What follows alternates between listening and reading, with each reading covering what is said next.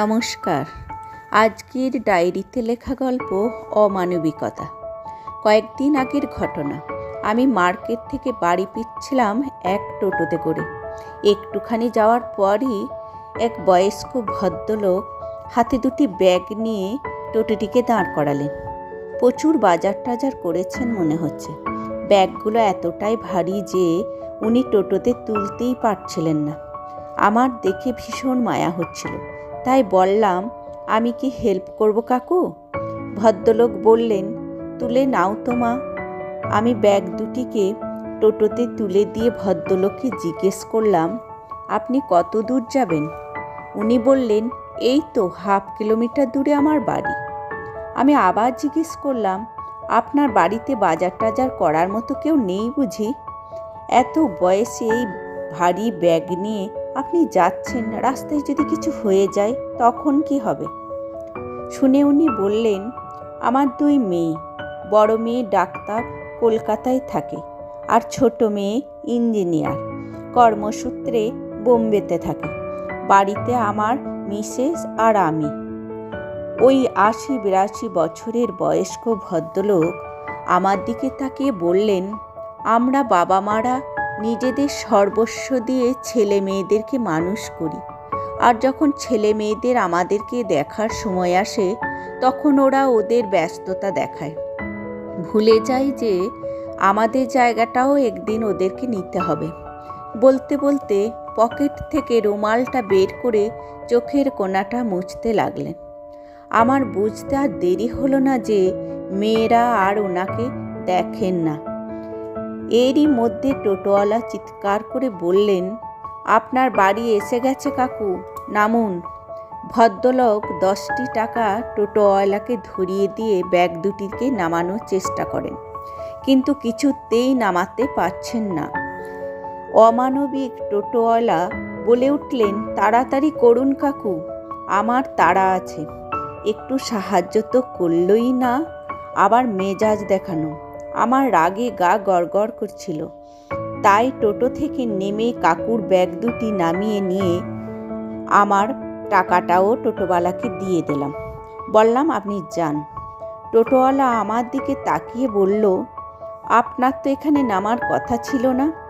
আমি বললাম, হ্যাঁ, নামার কথা ছিল না, তবুও নামলাম, আপনি যান। আমি ওই ভদ্রলোক মানে কাকুকে বললাম, চলুন কাকু, আপনার ব্যাগগুলো আপনার বাড়িতে গিয়ে দিয়ে আসি। কাকু খুশি হয়ে আমার মাথায় হাত রেখে বললেন, ভগবান যেন করে তোমার মতো তোমার ছেলে মেয়েরাও হয়। বলে কাকু কলিং বেলটা টিপলেন। দরজা খুলে কাজের মাসি বেরিয়ে এসে বলল, কে গা তুমি? বাড়ির ভেতরে ঢুকে আসছো যে? আমি কিছু বলার আগেই কাকু বললেন, তুই চুপ করবি, ও আমার চেনা। কাজের মাসি আবার বলে উঠল, কই, আগে তো কখনো দেখিনি। যেসব চুরি ডাকাতি হচ্ছে না এই সব মহিলাদের জন্য। এবার কাকু জোর গলায় ধমক দিয়ে বললেন, কাজের মেয়ে কাজের মেয়ের মতো থাকবি, যা এখান থেকে। ততক্ষণে কাকিমা বেরিয়ে এলেন। খুব আস্তে আস্তে পা ফেলে আমার কাছে এলেন। দেখি বুঝতে পারলাম উনি আর্থ্রাইটিসের পেশেন্ট। কাকিমার সাথে আমার পরিচয় করিয়ে দিলেন কাকু। আমি চলে আসতে চাইলে কাকিমা বলেন, একটু বসে যাও মা। ওনার কথা ফেলতে না পেরে বসলাম। কাকিমা বললেন, আমরা খুব অসহায় দুটি মানুষ, বয়সের ভারে শরীরও ঠিকঠাক চলে না, দেখারও আমাদেরকে কেউ নেই।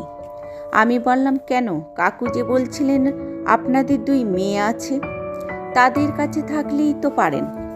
কাকিমা বিষণ্ণতার সুরে বলে উঠলেন, বয়স্ক মানুষরা শুধু তার ছেলে মেয়েদের কাছে না, এই পৃথিবীর সমস্ত জায়গায় তাদের কাছে আর জায়গা হয় না। বলে চোখ দুটো কাপড়ের আঁচলে মুছলেন। আমার এত কষ্ট হচ্ছিল, তাই আমি উঠে পড়লাম। বললাম, আমি চলি কাকিমা। কাকিমা বললেন, আবার কবে আসবে মা? আমি বললাম, আসবো তো নিশ্চয়। কাকু সঙ্গে সঙ্গে বলে উঠলেন, তোমার ফোন নাম্বারটা দেবে মা? যদি কখনো খুব দরকার পড়ে আমি আমার ফোন নাম্বারটা কাকুকে দিলাম। আজও কাকিমা আমাকে ফোন করে, কোনো সুবিধা অসুবিধা হলে জানাই। স্বার্থের এই পৃথিবীতে যে মানুষগুলো তার আঙুল ধরে আমাদেরকে চলতে শেখায়, সেই আঙুলই আমরা একদিন ভেঙে দিই। ভুলে যাই যে এই আঙুলের সঙ্গে যুক্ত থাকে হাত, যা সারা জীবন আশীর্বাদ দিতে পারে, আগলে রাখতেও পারে।